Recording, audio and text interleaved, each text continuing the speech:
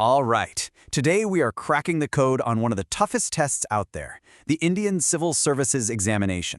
But we're not just going to read through a boring list of topics. No, we're going to look at this syllabus as a blueprint, one that's designed to find the future leaders who will literally shape the course of India.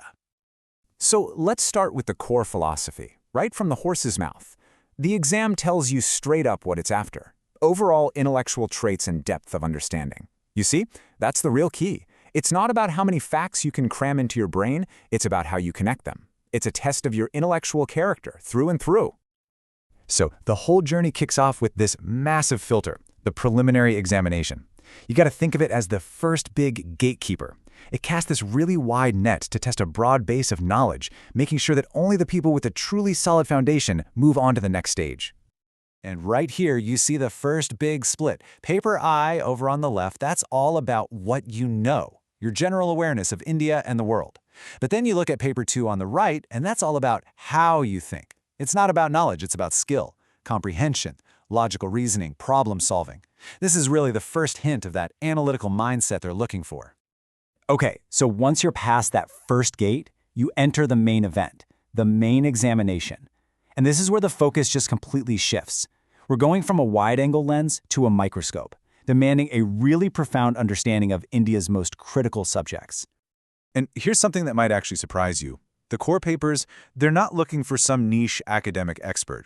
The whole exam is built on this idea that a well-educated person, someone who's curious and can connect the dots between different fields, is the one who can tackle these questions. And that's a very deliberate choice. It prioritizes integrated thinking over just narrow specialization. The structure of the mains is really a journey in itself. It kicks off with the essay, which tests your unique voice and your ability to build a solid argument. Then, you get to the absolute heart of the exam, these 4 general studies pillars, which we're going to dive into right now. And it all wraps up with your optional subject, which is where you get to prove your deep expertise in one specific area. Okay, so let's break down that first pillar. This one is all about the foundations. If you're going to govern a nation, you first have to understand its story, its history, its geography, and its people. And that's exactly what Paper I's is all about. What this paper is really asking is, do you understand the soul of India? It's testing your grasp of its incredible cultural heritage, its really pivotal freedom struggle, its complex social fabric, and of course its place in the wider world. It's the whole story of the nation, right there. So Pillar 2 moves us from the story to the machine. This is all about the intricate mechanics of governance, the laws, the systems, the international relationships that actually make the country run. This paper is basically a deep dive into India's operating system. You're being tested on the constitution, the machinery of government, the big challenges of social justice, and that delicate dance of international relations. So in short, how does India actually work and where does it fit in the world? All right, the third pillar brings us right into the 21st century. It focuses on the engines of modern India and the complex challenges that all that progress creates. This is about the dynamic forces that are shaping the country as we speak. This paper is really about the ultimate balancing act. How do you grow the economy while also protecting the environment? How do you use technology to its fullest, but also manage the risks? It covers everything from the budget to internal security, and it demands that you understand both India's greatest opportunities and its deepest vulnerabilities. And that brings us to the fourth and final pillar. And honestly, this one is maybe the most unique and introspective part of the entire syllabus.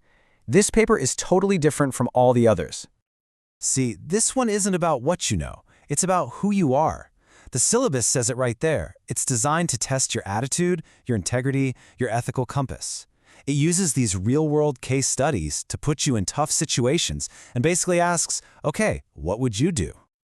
So what is this word, probity? Well, it's really the philosophical heart of this paper. It all boils down to one simple but really profound idea: absolute integrity.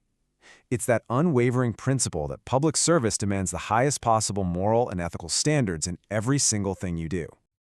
So, beyond those 4 big pillars, the exam adds 2 final layers to the whole evaluation, and they're testing for 2 very different but equally crucial qualities: your unique voice and your deep expertise. The essay paper, that's your stage. It's the place where you have to pull together everything you know into one coherent, powerful argument. The examiners aren't just looking for facts, they're looking for insight, for clarity, and for the ability to express a really complex idea with precision. And finally, we have the optional subject. So after testing your broad knowledge across 4 different papers, this is your chance to go deep. We're talking university honors level deep. This is where you prove you have true mastery in one specific field, and it just completes the picture of a well-rounded expert. So when you look at the entire blueprint, it becomes pretty clear that this is so much more than just an exam. It's this complex, demanding framework that's designed to find more than just knowledgeable people. It's actively seeking out leaders with intellectual depth, ethical integrity, and the vision to serve an entire nation, which really just leaves us with that one final question. Is this a test of what you know, or is it a test of who you are?